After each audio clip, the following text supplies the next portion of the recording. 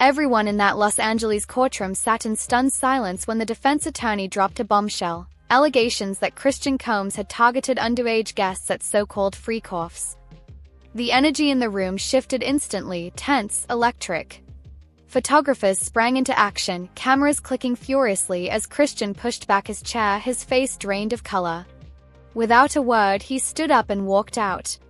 No wave, no apology, just a swift exit past his own legal team and through the courtroom doors. It was the kind of moment journalists wait their entire careers for, sparked by a single devastating revelation.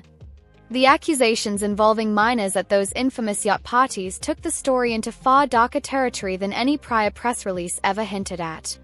Christian's abrupt departure wasn't just a dramatic gesture, it was pure damage control. Yeah, I ain't hear about that raid. I only heard about the LA and Miami raid. But you feel like the feds, they released that video over King Combs' comments. Oh man, I've worked in law enforcement for 27 years, and I had the opportunity to see HIDA. It's a place, whereas they have the state, the feds, the NYPD, the Department of Corrections, and the state police. Yo, this place could be half of a basketball court. That's where they just got lines of computers with officers of all different people and officers just on the internet.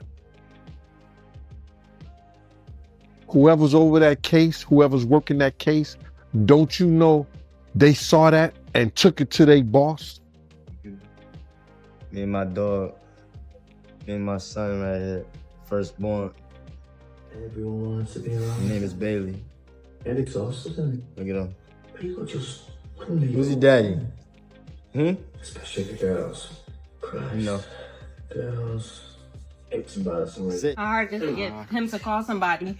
He like, it's too much work. Like, so happy birthday, Christian. Thank you everybody for coming and cheers. So stuff. 27. 27. It's Sunday. It's Sunday. We don't got no job. We don't got no job. And we don't got nothing to do. And we ain't got nothing to do. Cause we have to do that together. To support the claim, the attorney produced transcripts from audio recordings, clips allegedly captured by a producer in a makeshift studio aboard a yacht.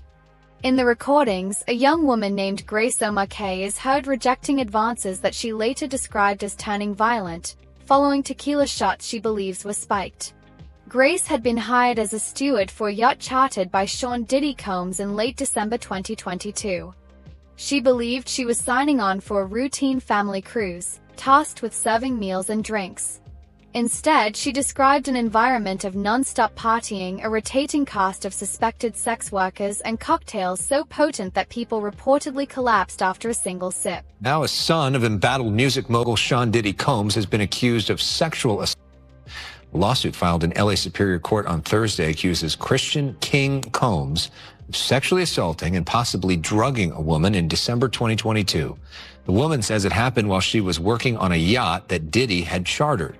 This comes just over a week after homes owned by Diddy were raided in LA and Miami as part of a federal human trafficking investigation. Neither the attorneys for Combs or Diddy have commented on the new legal complaint. In a new lawsuit, Sean Diddy Combs' second son, Christian Combs, is accused of sexually assaulting a crew member working on a super yacht. That suit was filed here in Los Angeles. Attorneys representing former yacht stewardess Grace O'Markay say she was sexually assaulted on board a yacht when she was 25 years old in December of 2022 by Diddy's son, rapper Christian Combs. They say his dad, Sean Combs, leased the yacht and had full control of its staff and the premises. O'Markay's lawyers say Combs turned what was sold as a wholesome family excursion into a hedonistic environment. They stated, quote, defendant Sean Combs fostered and encouraged an environment of debauchery. There was always a party atmosphere filled with suspected sex workers, suspected laced alcohol, violence, and sheer disrespect of women, and the yacht's crew. The lawsuit also contains photos of bruises that Omarki's lawyers say she suffered when Christian Combs violently grabbed her and attempted to force her to perform a sex act. They also included a transcript of an audio recording which they say captures Omarki being forced to consume suspected lace shots of tequila. The carefree clip comes just days after a yacht steward filed a lawsuit against Christian, alleging he sexually assaulted her in December 2022. The victim in the case has produced audio recordings that allegedly shows forcing himself upon her and that he wouldn't take no for an answer. The woman says it all happened during what was supposed to be a wholesome family excursion with Christian and his father. Check this out, y'all. This is Diddy. This is my son, King Combs. And I've been watching my pops since I was a kid. And I'm proud of you, boy. She says Diddy was the one chartering the yacht for the trip. This lawsuit is bad for Diddy. He may be able to get out of it, but the optics are terrible when he's already facing a criminal investigation. This may be the nail in the coffin. She says Christian came aboard heavily intoxicated, pushed her to take tequila shots, then groped her legs, chest, and worse, even trying to force oral sex. She fought him off and scrambled away, only to have him track her down in the movie theater turned sleeping area, block the door, and attack again until someone finally intervened. Her complaint says the emotional fallout was brutal panic attacks, suicidal thoughts, an eating disorder, and even seizures followed. Photos of bruises on her arm and the audio files made it into the court filing when she sued both Combs men for sexual assault, harassment, emotional distress, and premises liability. But focusing on Christian Combs, Omarki says that Christian Combs had been staying at a villa on the shore, but that he would come onto the yacht in the evening to party. And on December 28, 2022, Christian reportedly arrived very intoxicated and then proceeded to pressure Omarki to take shots of tequila. She did. Christian allegedly tried to get her to drink more in the yacht's makeshift studio. Omarki alleges that Christian kissed her neck, kissed her face, as he groped her legs, breasts, and private areas. Omarki reportedly told Christian, quote, "Excuse me, you don't touch my legs like that. I'll move my legs where I want to. If I want to do this, then I will. You don't touch my legs like that." Omarki then says that she told Christian she couldn't stay with him unless it was approved by a supervisor, all of whom she knew would be asleep at the time, so this was a way for her to get out of the situation.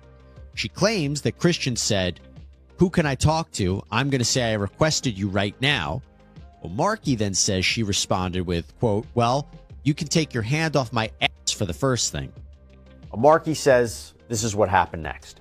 She says she tried to go back to work, but Christian ends up finding her and wants her to find him a place to sleep for the night in the yacht. So she takes him to the cinema room of the yacht. And that is when she claims Christian stopped her from leaving, groped her, took off all of his clothes, and tried to force her to perform oral sex on him. Now, she says she was allegedly able to fight him off. Someone walks into the room, and then she was able to leave.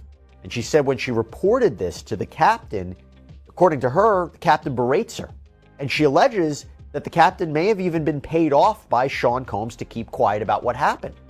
And I will tell you what's really interesting about this complaint, embedded in the complaint are photographs that purport to be Omarki's arms with bruises on them.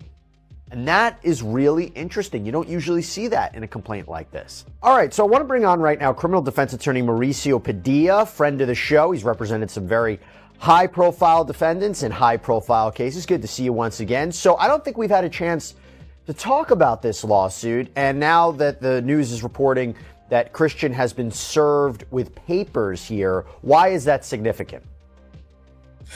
Well, it's significant because anytime that they have the opportunity to continue to remind the public of the malfeasance of Diddy, of Diddy's son, of anything related to sexually inappropriate behavior, sexual assault, it helps. It helps the government continue to, lay out the narrative of how bad Diddy was, how bad Diddy's son was. So I think it's consistent with, what they've been doing, putting it out there and really destroying his character. I'm not saying that he didn't do anything to deserve it. I'm saying it's consistent with what they're doing, whether it's the government or the lawyers that are suing him civilly.